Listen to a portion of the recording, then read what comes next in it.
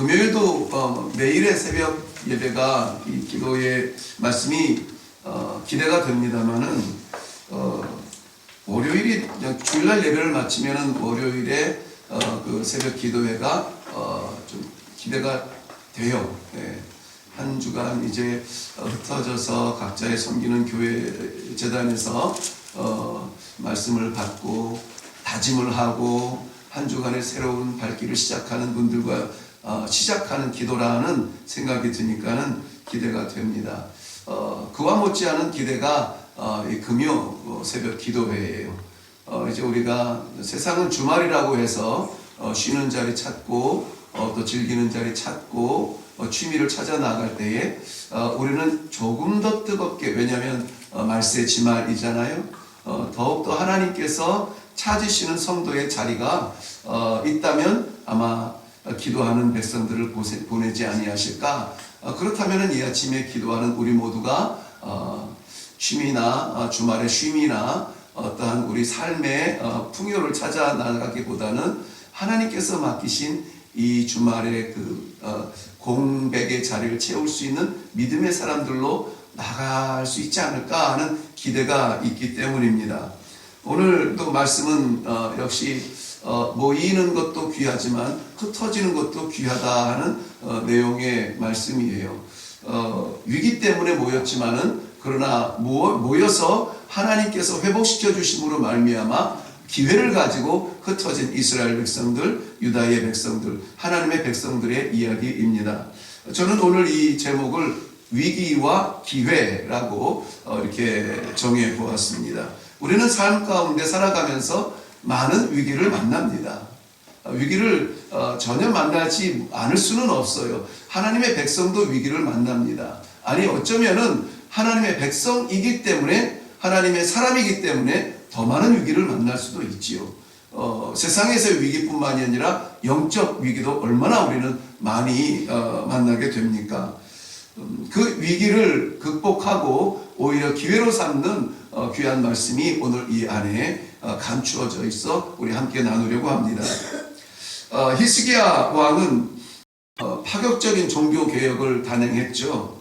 그것은 무엇이냐면 첫째는 이제까지 나누어져 있던 흩어져 있던 300년 넘도록 흩어져 있던 남유다와 북이스라엘에 나눠졌던 형제들이 함께 모여서 200년 만에 유월절과 무교절을 같이 지내는 이제 쪼개졌던 민족이 하나님 앞에서 하나가 되는 그러한 엄청난 종교 개혁을 단행하는 그러한 왕으로 기억이 되고 있습니다.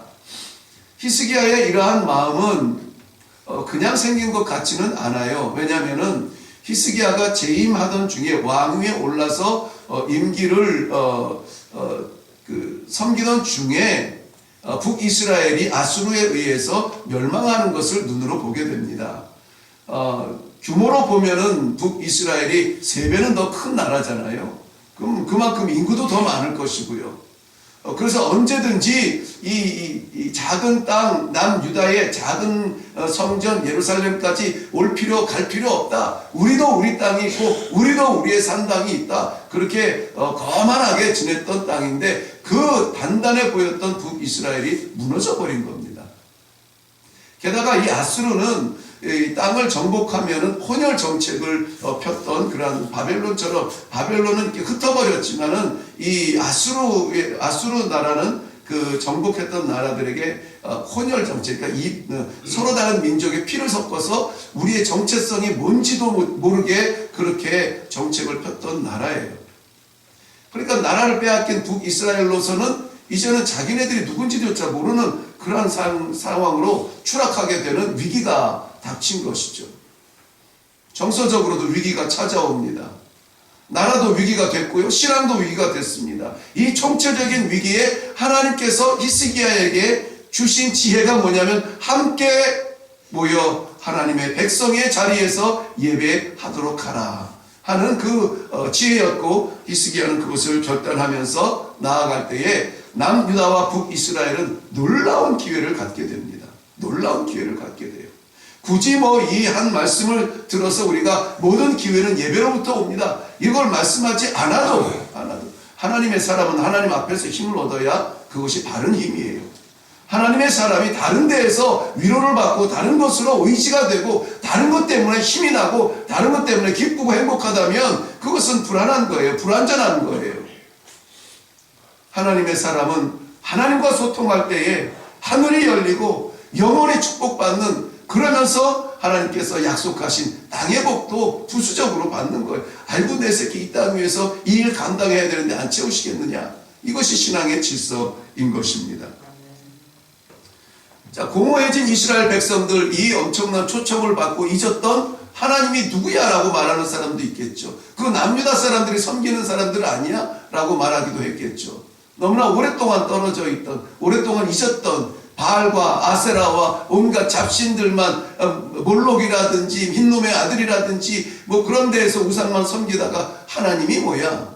서양 귀신 아니야? 이렇게 이야기할 수도 있겠죠.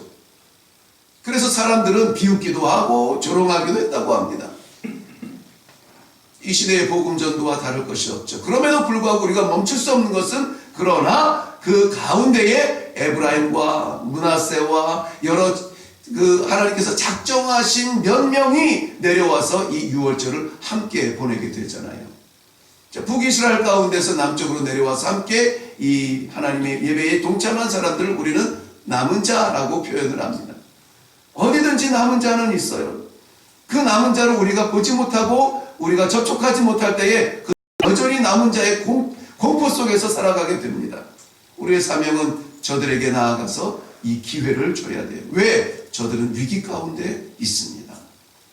하나님의 사람들이 하나님의 길을 걷지 못하고 하나님의 은혜 아래에 있지 못하고 세상길에서 허덕이면서 세상의 만족을 찾아서 오늘도 고민하고 오늘도 씨름하고 오늘도 위로받기 위해서 술퍼 마시고 오늘도 위로받기 위해서 이곳저곳 쫓아다니고 무엇이 채워줄지 모르면서 살아가는 그 안타까운 모습들을 우리가 보지 않습니까? 총체적인 위기 아닙니까? 성도들이라고 안전할까요? 아니요. 직분자들이라고 안전할까요? 절대 아닙니다. 절대 아니에요. 가장 위기에 빠진 사람들이 지도자들이에요. 목사들이고 장로들이고 기도의 지도자들, 권사들이고. 어제 저는 잠깐 동안 그 신학생들과 교제하면서 정말 기도하지 않으면 안 된다. 하나님 앞에 서지 않으면은 교회가 우리를 지키지 못한다. 우리의 신앙이 우리를 지키지 못한다. 뜨겁게 기도했던 시간을 가졌습니다. 오늘 31장 1절 말씀에 보면은 이 모든 일이 끝남에 그랬습니다. 이 모든 일을 완수했어요. 이 모든 일이 어떤 일입니까? 깨어졌던 민족이 흩어져서 살아계신 하나님 앞에 다시금 유월절과 무교절 이 절기를 함께 보낼 수 있었던, 온 백성이 하나님 앞에서 하나가 되었던 그 일을 끝냈다는 것입니다. 그 일의 결과가 무엇이었습니까? 하나님께는 영광과 찬송이 돌아갔고 백성들은 기쁨 가운데 무교절 7일을 다 보냈다. 이것이 어제 결론이었습니다. 회복되어지는 그 자리, 예배의 자리입니다. 오늘도 우리가 관계가 불안하고 삶이 불안하고 건강이 불안하고 우리의 인생이 암담한 막힌 길 같았어도 오늘 결론의 말씀으로 나눌 겁니다마는 형통은 언제든지 준비되어 있습니다. 예배를 통한 그 형통의 은혜를 오늘 확실히 붙잡고 내려가시기를 주님의 이름으로 축원합니다. 자, 히스기야가 이 유월절과 무교절을 온 민족이 같이 드리기로 결단하지요. 히스기야뿐만이 아니라 그 자리에 모였던 사람들이 그랬구나. 우리가 하나님의 백성이었구나. 하나님이 우리의 찬송을 받으시기에 합당하신 분이구나. 우리가 하나님을 붙들어야 사는구나. 이것을 깨닫고 나서 결단을 하죠. 그 결단의 모습이 무엇이냐면은 오늘 모든 허망한 것들을 깨트리는 데서 시작이 됩니다. 깨트리는 데서 뭘 깨트리냐면은 온갖 주상들과 우상들과 석상들과 목상들을 다니면서 깨트려요. 남유다 북이스라엘 자기네들이 보이는 곳, 세웠던 곳, 그것을 쫓아다니면서 깨트려 버립니다. 깨달은 거죠. 우리가 누구를 보며 살아야 될지. 하나님은 레위기 16장 말씀에 분명하게 땅에 있는 것이나 하늘에 있는 것이나 아무런 형상 우상들을 내 앞에 세우지도 말고 그 앞에 절하지도 말고 그들을 섬기지도 말라 분명하게 말씀을 해 주셨는데 그걸 잃어버린 거잖아요. 예배를 통하여서 그것을 회복하는 겁니다.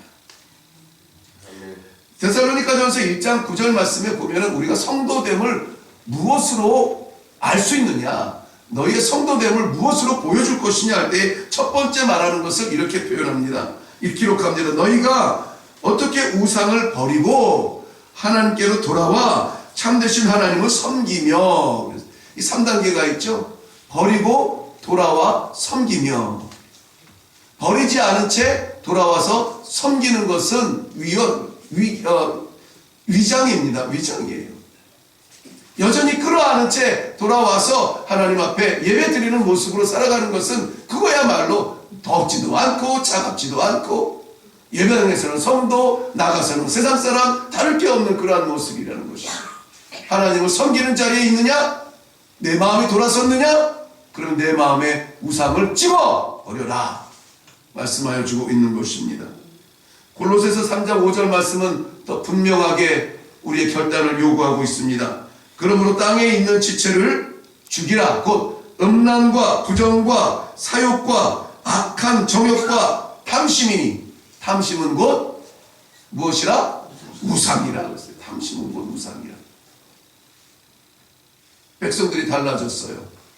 달려가던 우상의 자리를 다 깨뜨려 버립니다. 백성들이 달라졌어요. 그리고 자기 삶의 현장으로 돌아갑니다. 왕이 이 모습을 보면서 감격에 겨워서, 히스기야 왕이 너무나 감사한 하나님의 은혜에 감격스러워서 자기가 예물을 하나님 앞에 내려놓습니다. 예물을 하나님 앞에 올려드리는데 3절 이후부터는 오늘 저희가 그 내용, 중간 내용을 읽지 않았는데 3절부터 19절까지는 그들이 그렇게 결단해서 어떻게 했는데 그 내용들이에요. 그 같은 내용이 길어서 제가 간단하게 정리만 해드립니다. 왕이 예물을 드려서 새롭게 회복되어진 제사에 힘쓸 수 있도록 따로 구별하여서 드립니다. 그 모습을 보고 백성들도 여기저기 남유다 북이스라엘 할 것 없이 백성들도 예물을 드립니다. 그리고 그 예물의 목적을 율법의 제사장들이 율법에 온전히 힘쓸 수 있도록 드린다라고 했습니다. 그것을 구별하여서 이스라엘이 11조를 드렸다. 그런데 이 드려진 예물들과 11조가 10절 말씀에 보면은 많이 쌓였다라고 말합니다. 많이 쌓였다. 많이 쌓였다. 저는 이 세상에서의 복도 귀하지만 하늘의 복이 제 삶의 목적이에요. 그렇지만은 우리 성도들이 살아가야 하는 이 세상에서 우리는 궁핍함보다 풍요로움 속에 하나님께서 맡기신 그 모든 일을 마음껏 감당하고 마음껏 베풀고 마음껏 사랑하고 마음껏 나눠줄 수 있는 그러한 성공의 삶을 살 수 있도록 늘 기도하고 있습니다. 많이 쌓여야 돼요. 많이 있어야 돼요. 넉넉해야 됩니다. 모아서 어떻게 할 거냐 하는 거죠. 많이 쌓여서 성전이 풍요로워졌다. 많이 쌓여서 성전을 새롭게 올렸다. 많이 쌓여서 성전에 금칠을 했다. 그것이 아니라 이 이스라엘 백성들, 남유다 백성들이 자진하여서 드려진 이 감격 속의 예물들은 14절 이후 19절 보면은 반복해서 나오는 단어가 하나 있어요. 뭐냐면 나눠주고 나눠주었더라. 나눠주었더라. 쌓으려면은 나를 비워야 되는 것은 분명합니다. 내가 손해를 봐야 돼요. 그렇게 해서라도 쌓인 것은 나눠주고 베풀어주고 구워주고 살려주고 구제하고 봉사하고 전도하고 선교하고 우리를 채우는 것이 아니라 나눠줘서 다른 사람을 채울 수 있도록 쓰이는 것이에요. 이것을 위해서도 우리가 얼마나 마음을 모아서 기도해야 되는지 알지 못합니다. 집중해야 돼요.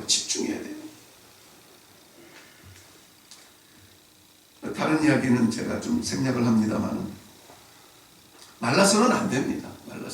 물론 경제가 힘들고 삶이 벅차지만 그럼에도 불구하고 우리는 이 나눔을 위하여서 믿음의 드림이 있어야 될 줄로 믿습니다.